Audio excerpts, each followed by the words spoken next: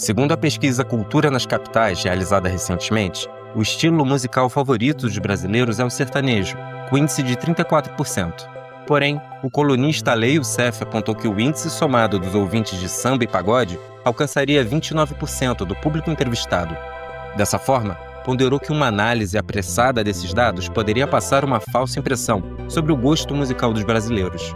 Afinal, por mais que a música sertaneja tenha uma forte presença no mercado fonográfico, isso não significa que outros estilos e tradições como o samba tenham deixado de ser expressivos. A relação entre o sertanejo e o samba, aliás, vem de disputas e convivências há muito tempo. Enquanto já foi tema de debate sobre qual seria o estilo musical símbolo dos brasileiros, o samba, por vezes, se apoiou em trechos das tradições rurais, da mesma forma que o Rio de Janeiro, mesmo já tendo seu carnaval conquistado pelo samba, também viveu uma fase de predomínio dos temas sertanejos. Por exemplo, Noel Rosa, que viria a ser um grande sambista, iniciou nas composições, de certa forma, fazendo música sertaneja. Fala pessoal, aqui é o Adriano, historiador e criador de conteúdo, e agora nós vamos acompanhar a relação entre o sertanejo e o samba, que pode às vezes parecer que é entre tapas e beijos, mas só parece mesmo.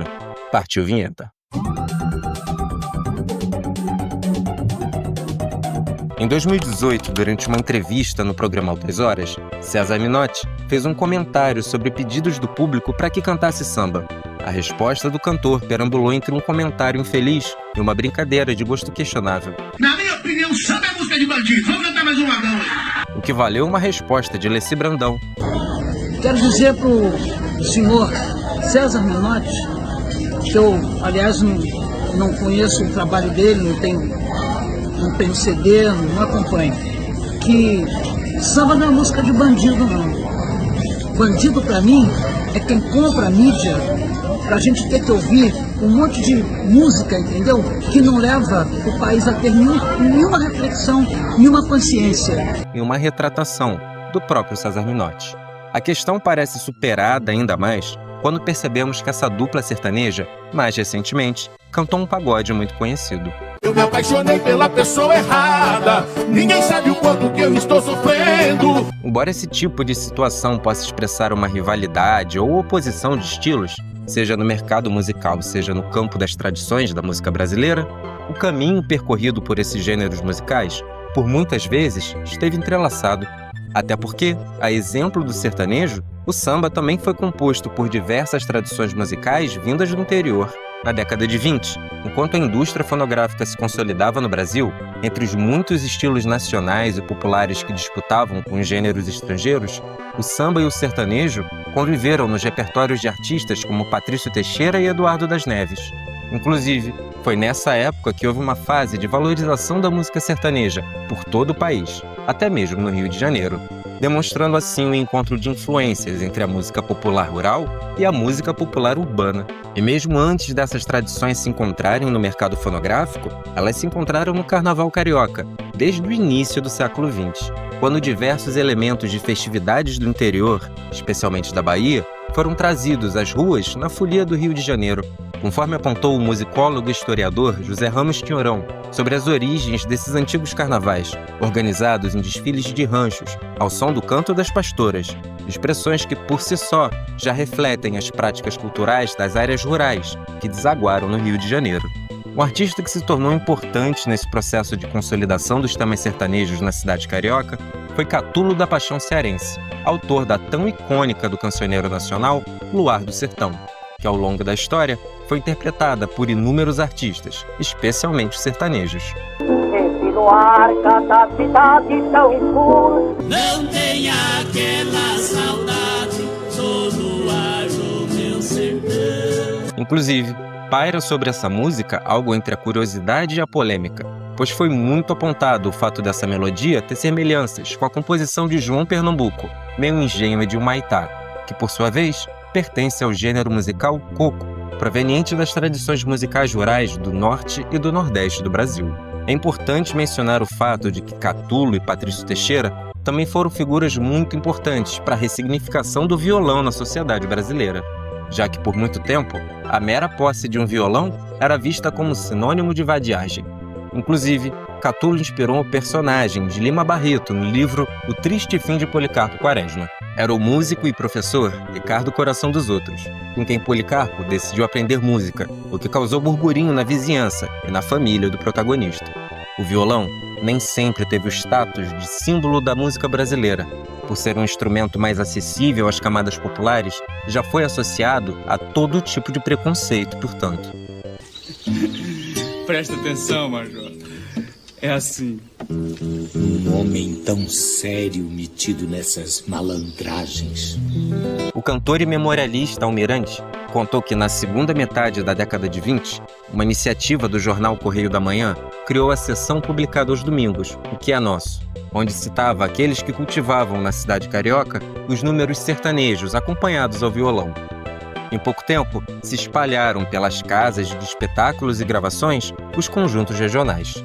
Nesse contexto, um grupo de jovens músicos de Vila Isabel recebeu um convite para gravar. Surgiu assim o Bando de Tangarás, fundado por Carlos Braga, o Braguinha, Alvinho, Henrique Brito, Henrique Forés, o Almirante e Noel Rosa.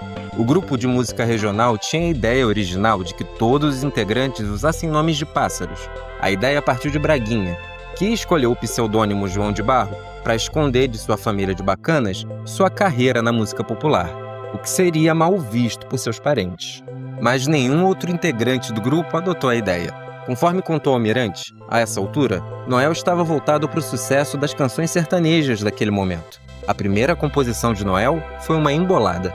Máximo e Didier, biógrafos de Noel Rosa, também descreveram esse cenário musical no início da carreira do futuro sambista, mas ressaltaram as influências nordestinas e nortistas como predominantes nesse começo do Bando de Tangarás. Almirante frequentemente mencionou que a inspiração era sertaneja, embora tenha se referido às culturas do Norte e do Nordeste. Logo, o Bando de Tangarás seria um grupo de música sertaneja ou de música nordestina?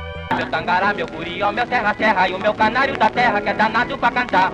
Eu também canto uma semana, o mês inteiro, e quando eu canto no terreiro, inteira a lua quer sambar. Ai. A historiadora Janaína Amado, em seu artigo Região Sertão-Nação, apontou que a categoria de sertão veio de Portugal. Passou a ser usada durante a colonização para se referir a lugares distantes, amplos e desconhecidos. No Brasil, passou a ganhar ao longo do tempo o significado de região interiorana, longe do mar. E mais ainda, se tornou uma categoria que também inclui uma região do Nordeste, o sertão nordestino, a oeste do Agreste e da Zona da Mata. Assim como as categorias do que seria regionalista e do que seria sertão convivem na literatura nacional, onde muitas obras foram escritas com inspiração nas culturas dos diferentes sertões brasileiros. Mas assim como existem diferenciais entre a cultura sertaneja e a cultura nordestina, existem encontros e influências que constituem relações que ocorrem no campo cultural, ao longo das gerações, sem que muitas vezes se identifique facilmente de onde vem aquela música. Voltando ao exemplo de Catulo da Paixão Cearense, autor do clássico Luar do Sertão. Cearense, no caso, é sobrenome. Ele nasceu no Maranhão, mas viveu no Rio de Janeiro, onde se fez um compositor importante. Da mesma forma, como já mencionamos, o Luar do Sertão possui base melódica de uma música de gênero nordestino. Embora um dos marcos da música sertaneja tenha sido estabelecido em São Paulo no ano de 29 por Cornélio Pires, há pelo menos 15 anos, os temas sertanejos já influenciavam a música feita no Rio de Janeiro, quando artistas como Eduardo das Neves e depois Patrício Teixeira lançaram, entre sambas e outros estilos, peças que se tornaram clássicos da música sertaneja. Nesses versos tão singelos, minha bela, meu amor.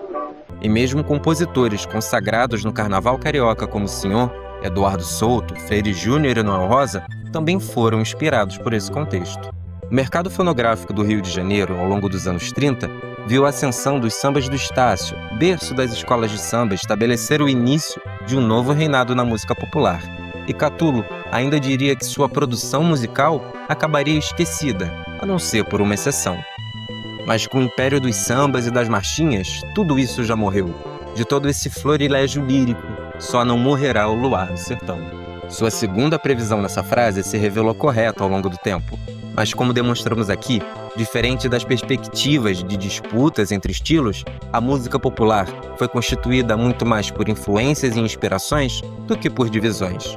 Afinal, o Luar do Sertão, lançado em 14 por Eduardo das Neves, influenciou mesmo aquele que nos anos 20 era chamado de o rei do samba, Senhor, a exemplo de sua toada sertaneja, Alegrias de Caboclo. Ai, como é bom o luar do meu sertão. Ai, como é bom o luar do meu sertão. E do samba, A Favela Vai Abaixo. Porque lá o luar é diferente, não é como o luar que se vê desta favela. Que, por sua vez, retratava que o luar preservado das luzes da cidade também refletia nas noites do antigo Morro da Favela, que possuía um aspecto muito mais ligado às áreas rurais, conforme retratou Tarsila do Amaral, na mesma década. Se no ar cada cidade tão escuro, não tem aquela saudade do luar lá do sertão.